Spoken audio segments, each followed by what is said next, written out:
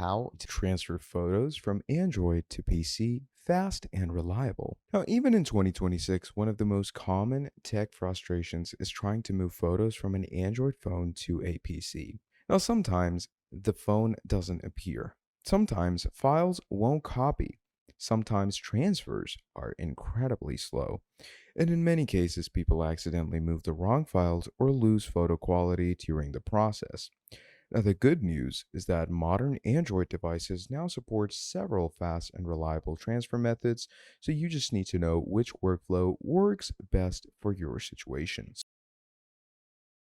So, in this tutorial, I'm going to be showing you the best ways to transfer photos from Android to a Windows PC, including USB cable transfer, wireless transfer, cloud syncing, quick sharing methods, and the fastest workflows for large photo libraries. Now, whether you're backing up memories, editing content, or simply freeing up storage on your phone, this guide will walk you through everything step by step.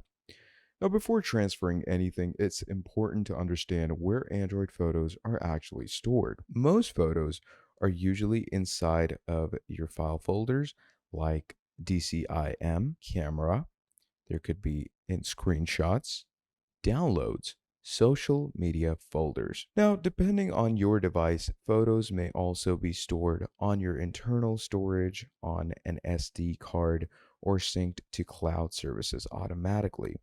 Now, understanding this prevents a lot of confusion later on when locating files, and the reason for that is because it gives you a clear, consistent idea of where your files are going to be stored, where you're going to want to do the recovery or changing up or transferring, all those things that are necessarily needed for occasions like this. Now, first of all, let's move on to the first method, and that is transferring files through a USB cable. Now, basically, what happens in this case is it says the fastest and most reliable method. You simply use a USB cable, connect your Android phone to your PC using that compatible cable.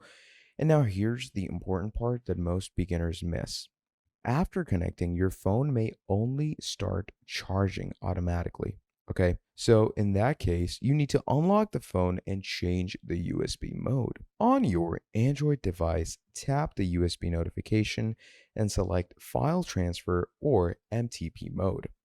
Once that is enabled, your PC should recognize the phone as a storage device.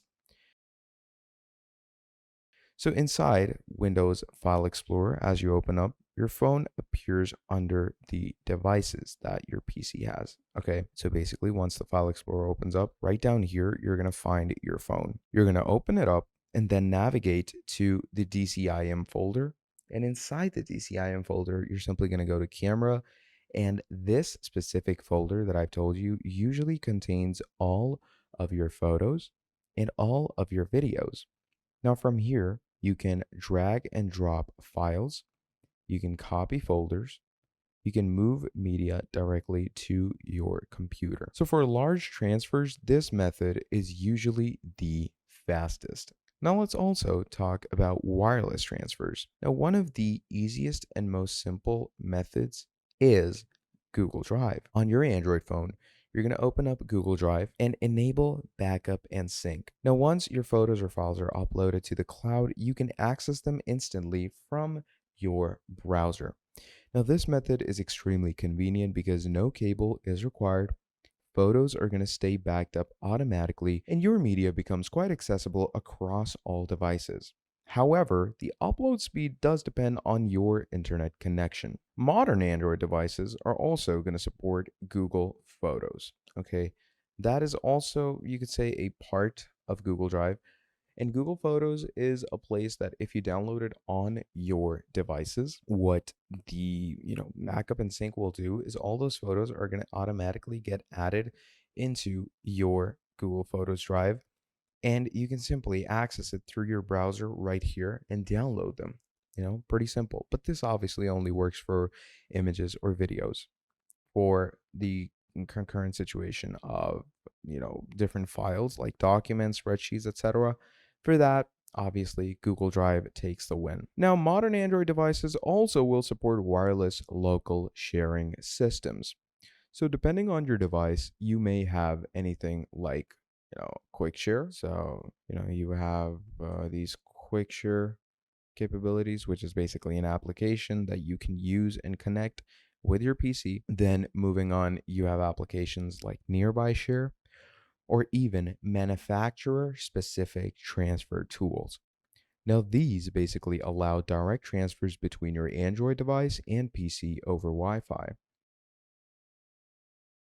Well, this is especially useful for quick transfers, small batches of photos, or situations where you don't really have a cable nearby. Now, the process is usually much faster than Bluetooth, okay? Although Bluetooth is an option as well. Another reliable workflow is the cloud storage, and of course, things like Google Drive, Dropbox, or OneDrive are included in all of that. These softwares allow you to upload photos from Android and download them later on your PC. This works well for organizing projects, sharing media, accessing files remotely. And unlike messaging apps, cloud storage usually preserves image quality better. Now, Microsoft has also improved integration between Android and Windows through the Phone Link app. Basically, the Phone Link app is a standalone app that will allow you to go ahead and initiate transfers between two devices. Okay, it's Microsoft's very own Phone Link app. Now, through this, what you can do is you can access photos directly. You can transfer all the images that you require. You can view notifications. You can send messages and connect your phone to your PC's ecosystem. For everyday use, this creates a much smoother workflow, especially for users who regularly move files between devices. Now, one major issue beginners run into is quality loss. Some apps compress photos automatically. Messaging apps are especially known for this. If you want original quality, use USB transfer, use cloud storage, or use Google Photos original quality settings. Avoid sending important photos through heavily compressed platforms when the quality actually matters. Now, here is a workflow tip that many people are going to ignore. Don't just dump thousands of photos into random folders.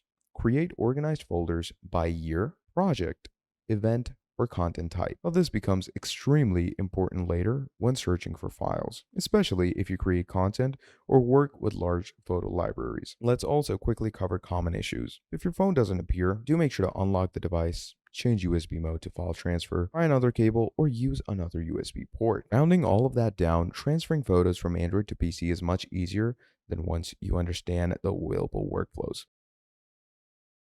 Now, if you found this video helpful and enjoyed it, please do make sure to drop down a like and subscribe to the channel. And if you want to see more videos like this in the future, do let me down in the comments below, and I'm going to be making a whole lot more for you. Till then, that is all from me, and I'm going to see all of you in the next video. Have a great day. Goodbye.